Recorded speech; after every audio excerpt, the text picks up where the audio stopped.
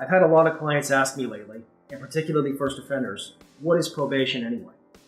Probation is basically an opportunity for a person to demonstrate to the court, to the state, and to society that he or she is capable of conforming his or her behavior to the requirements of the law.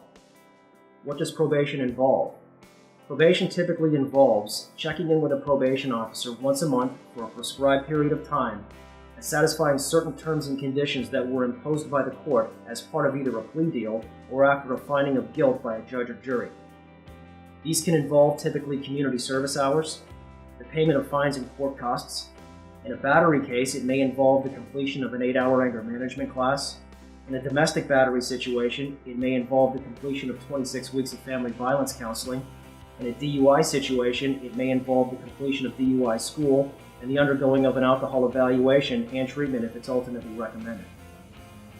As in all circumstances, violation of probation hearings do carry with them a certain due process element, which means the judge cannot revoke your probation and sentence you unless you admit the violation or you take it to an evidentiary hearing and are ultimately found to have committed a willful and substantial violation of your probation.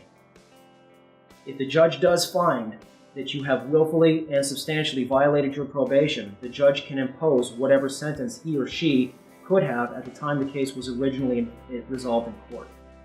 Also, you should know that the state's burden of proof in a probation violation situation is less than what it would be in an open charge. In an open charge, it's beyond a reasonable doubt.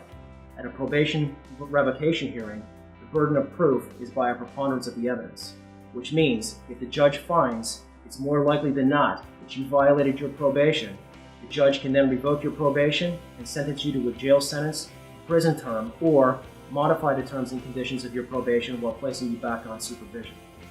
There is also something you should be aware of called the Anti-Murder Act, which was promulgated in 2007. Under the Anti-Murder Act, if you've committed a certain type of felony, and usually it's a violent felony, and you violate your probation, the judge is precluded from giving you a bond on the violation or from imposing a sentence that's anything less than what the bottom of the guidelines calls for. To get around that, the judge is required to have what's called a dangerousness hearing.